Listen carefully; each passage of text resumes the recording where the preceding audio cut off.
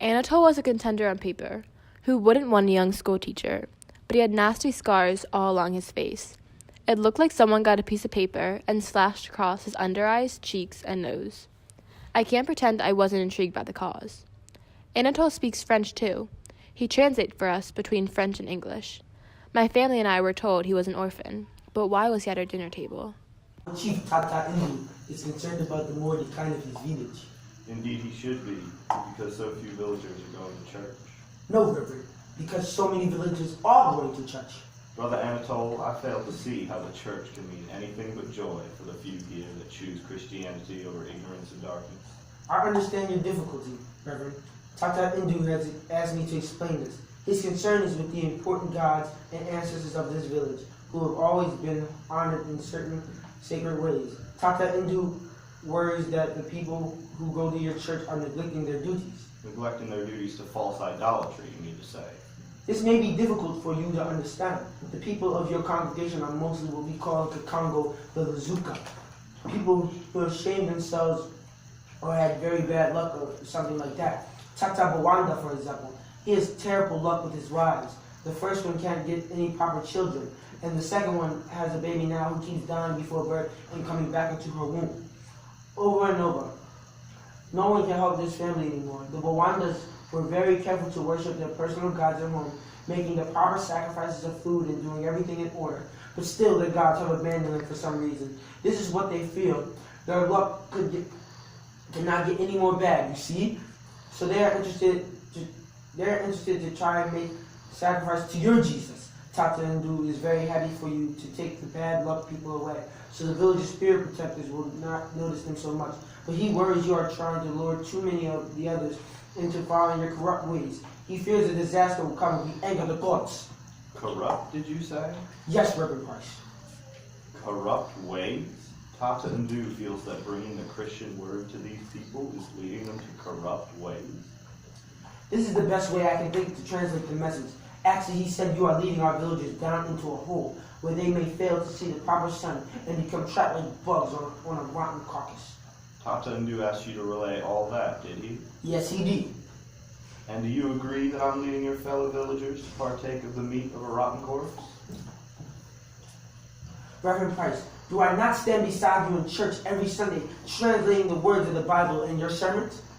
And Anatole, do you now sit at my table translating the words of Tata Ndu's Bible of false idolatry and his sermon aimed at me in particular? Yes, sir, that is what I'm doing.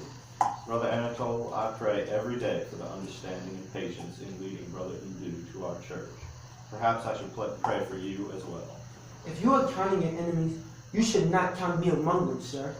And if you fear the rivals of your church, you should know there is another Nanya here, another minister. People also put their trust in him. First of all, young man, I do not fear any man in Colombo. I am a messenger of God's great news for all mankind, and he has bestowed upon me a greater strength than the brute of an ox, and I'm more stalwart among the heathen. Second, I'll point out what you clearly must know, which is Brother Ndu is not a minister of any kind. His business concerns the governing of human relations, not the matters of the spirit. But you're quite right. There's another preacher aside from myself, guiding my own right hand. The Lord is our shepherd. Yes, of course, the Lord is our shepherd. But I'm speaking of the Nana Tata Kavundundu. Anatole, what do you mean by calling him a preacher? We kind of thought Tata Kurundundu was the town drunk. No, Mama Price, he is not. He is a respected Nyanya, a priest of the traditions, you might say. He is quite a good advisor to Tata Ndu. Advisor nothing. He's a rare nut is what he is. A nut of the type that never falls far from the tree. Where I come from, sir, that's what we call a witch doctor. Tata Kavundundu looks like a mini practical matters here. Men go to him especially when their wives are not getting children or if they are adulterers. The dishwasher is boiling away on the stove. I forgot all about that. Reverend Price, you should not think of Tata Kavundundu as competition, since barrenness and adultery were serious matters that probably should remain separate from Tata Jesus. I can assure you that many people here in Kalanga remember the missionary times. Look, young man, I respect and value your help, but was deeply disappointed by the villagers' childlike interpretations of God's plan.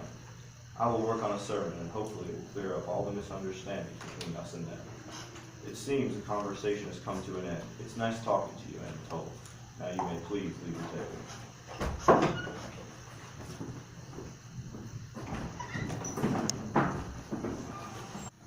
Well, that puts a whole new outlook on things, doesn't it? I wonder what outlook you might think that to be. Well, for one thing, you and the good Lord better hope no lightning strikes around here in 6 months. Oriana, shut up. You were getting too fond of that plate. Don't think I didn't notice. You're right. I was too fond of that plate. And your pitiful cooking, Oriana? The way to a young Negro's heart is through his stomach. Is that what you were counting on?